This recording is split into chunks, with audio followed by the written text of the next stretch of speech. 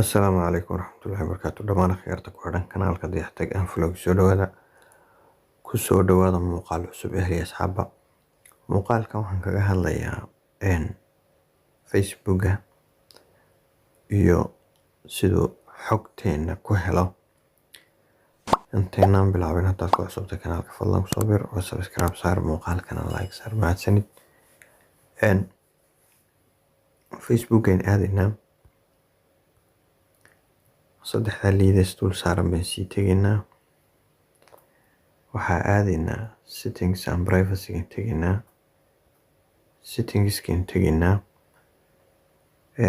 Waxaynu sii aadaynaa qaybtaas ay ku taalo of Facebook activity. Iminka halkaa wuxuu ii sheegayaa yacni dhammaan applicationada halkaa ka muuqda waa qaaran mobilka ku shubtay ama iigu jira.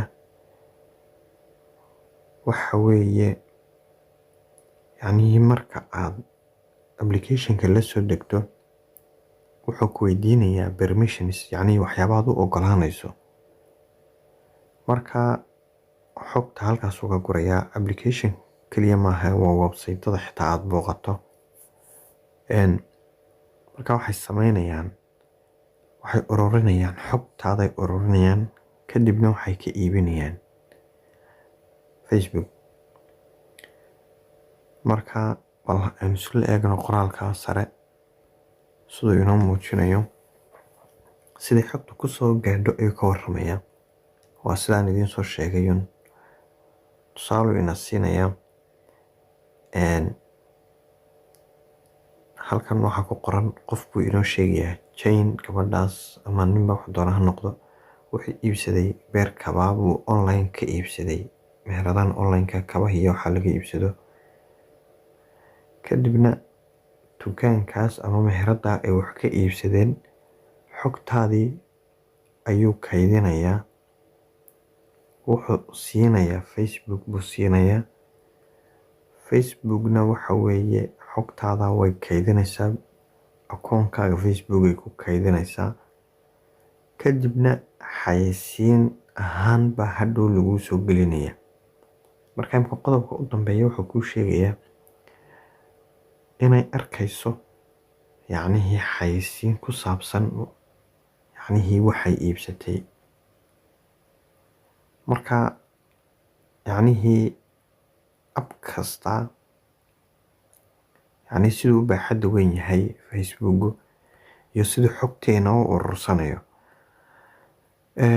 Maxaynu samayn karnaa? Bal waynu eegaynaa waxaan samayn karno.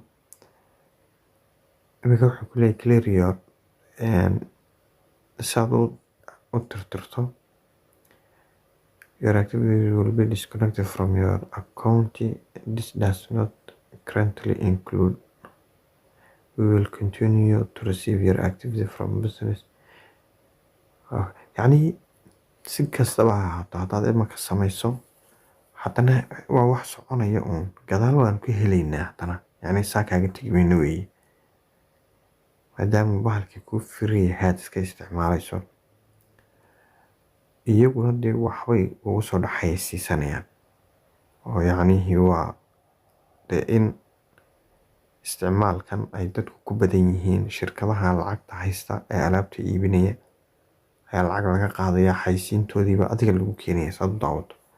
Marka ama iibso ama ha iibsanin, laakiin waxa weeye wata lagu soo xayeysiinayo. Marka waxaan jeclaystay inaan idinla wadaago bal siduu yacnihii u hayo Facebook xogteena.